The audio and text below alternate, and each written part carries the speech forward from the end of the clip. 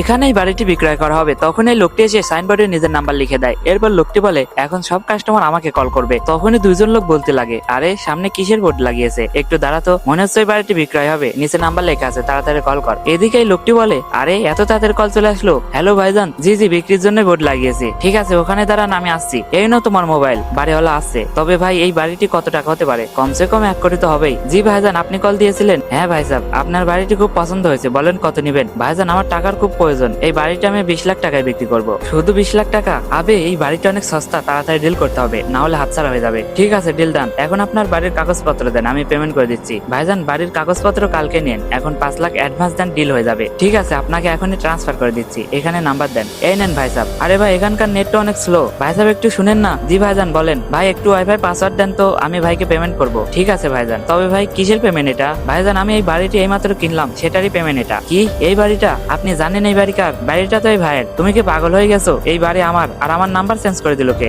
এই হারামখোরি number change করেছে। চলো সবাই মিলে মারো একে।